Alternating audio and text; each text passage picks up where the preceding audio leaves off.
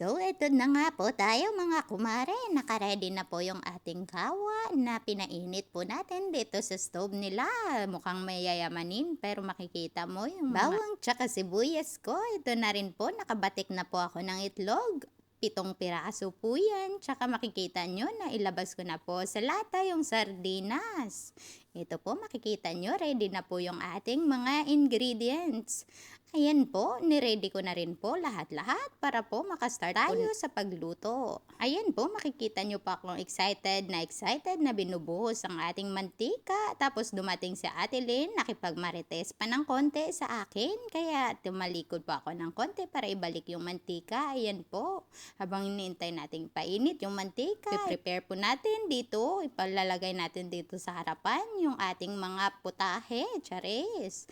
Yung mga ingredients, baka mo, bawang sibuyas, sardinas, itlog. At ayan nga po mga bebe, normal lang po sa ating tagaluto yung ikumpletuhin muna yung ingredients bago po tayo magpakulo ng ating mantika. Pero kasi po, kung hindi natin pakuluin yung mantika, tapos hindi pa po tayo nakapag-slice o nakapaghiwa ng sibuyas at bawang, masusunog po yung ating kawa. Ayan po, lalagyan natin ng paminta, ang pino para ma-hot and spicy, charis, ganun. Maanghang-anghang ng konti, tapos may patwist, sinday, may pa-magic sarap kasi Pilipino tayo.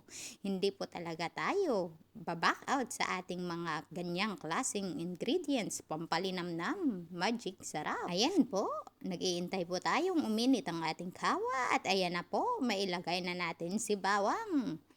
Sunod na rin po nating ilagay after nating haluin si bawang ay may sibuyas po tayo. Makikita mo sa aking mukha kung gaano ako hindi ka kampante sa aking pagluluto kasi hindi po talaga ako batang kusina. Ayan po, makikita nyo sa akin na hinahalo-halo ko. Sorry po talaga kasi nasunog yung ating bawang. Tsaka ayan na nga po, diretso-diretso po tayo sa pagluluto kasi ito po yung pampasarap. Yung haluin mo ng ilang libong halo yung ating ginigisang bawang tsaka sibuyas. Ayan po, makikita mo brownish in color. Golden brown na po yung bawang natin kaya simulan na rin po nating ilagay ang ating sardinas. Ayan po yung sardinas natin nakabalandra sa harapan habang siniset ko po yung ating kamera. Kailangan din po nating magpa-cute kung minsan. Siyempre po, haluin natin ulit. Hindi pa po tayo kampante kasi yung sandok po talaga yung nagpapalasa tsaka nagpapalinamnam. Hindi yung magic sarap. Nagkamali ako. Ayan po, ibuhos na natin yung sardinas. Pinoy na Pinoy yan. Bawal yung masayang. Kahit isang tulo, wala dapat na matira. Ayan, ismash po muna natin ng paunti-unti. Tigisa-isa yung ating isda. Ayan lang po talaga yung afford natin for today's video kasi po malayo po talaga dito yung tindahan nila. Tapos hindi po tayo marunong bumili ng fresh kasi all are frozen product. At may mamarites nga po pala ako mga kumare. Kahapon nga po pala ay pumunta yung amo namin dito sa basement para mag-ayos ng mga gagamitin. I-donate niya raw po yung mga bago niyang laruan doon sa mga miskin. Yung miskin nga po nilang tinatawag nito ay yung mga kawawa na hindi kayang bumili ng kahit anong mga bagay para sa ikaunlad ng pamilya nila. Kaya ito nga po, kaming mga miskin na katulong niya, kami yung hirap na hirap pero wala po talaga kaming nakuha. Kasi yung inaakala nilang miskin ay yun lang talaga sa labas. Kasi po, dito kami nakatira sa kanilang bahay. Hindi po kami miskin. Pero masaya nga rin po yung puso namin kasi nagsasahod kami. Hindi po pala kami talaga miskin kasi may sahod kami kada buwan na 20,000 pataas. Ayan po, habang nagigisa ako ay nakikita ko sa iisip ko kung ano ang magiging kapalaran ko dito sa bahay na to. Dagdag mantika para sa masustansyang tilapia ay charis. Yung puso natin dahan-dahan sa pagkain mga bebe. Kasi mamantika, ayoko po talaga kasing dumikit sa kawa ang ating itlog habang ginigisa together with this sardinas. Ayan po, patapos na po, lagyan natin ng magic sarap, pampalasa.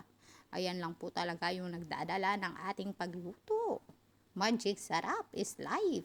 Pagkatapos nga rin po, babatik-batikin, hahalo-haloin, isa-scrambled natin ang ating itlog. Buti pa si itlog, naluluto. Yung itlog ng iba dyan, ewan ko na lang kung anong nangyari. Baka ano na, baog na ba? Ayan po, ibuhos na po natin yung ating itlog katulad ng pagbuhos ng pagmamahal mo sa iyong mahal na hindi ka naman minahal. Ayan po. Ayan po yung mukha natin parang umiiyak habang nagluluto. Ewan ko lang talaga sa mga kasamaan ko kung masasarapan sila sa ating lutong ulam na to. Kasi po ako yung tuka for ulam for today kasi po ako po yung walang ginagawa sa amin.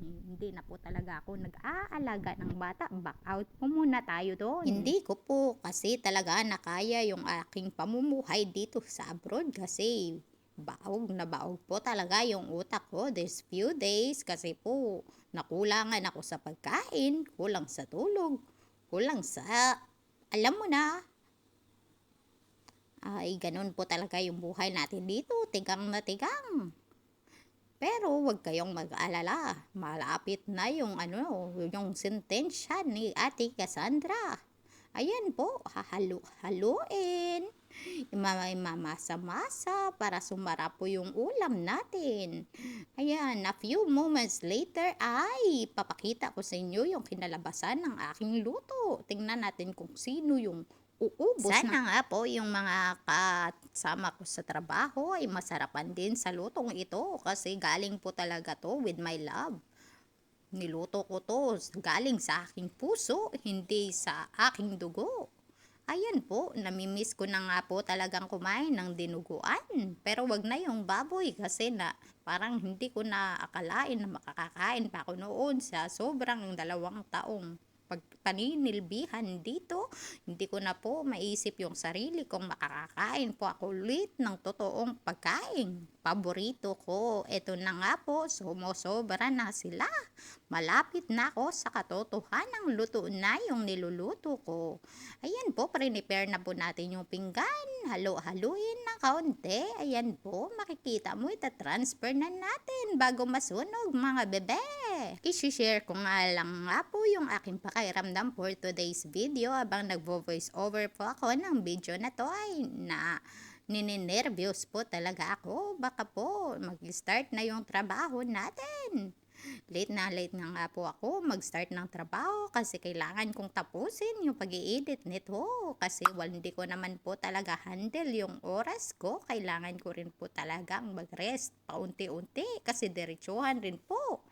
Nagising po ako ng alas 7:30 ngayong umaga para mag-wash out doon sa itaas nila kay Mama Huda.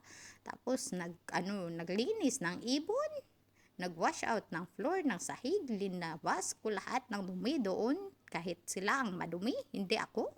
Charis, bye for today's video. I love you for watching. Bye-bye! Kung nagustuhan nyo nga po ay don't forget to share, like, and follow Kwelong OFW and Qatar. Pakishare na rin po yung ating video na to. Salamat! Magandang buhay!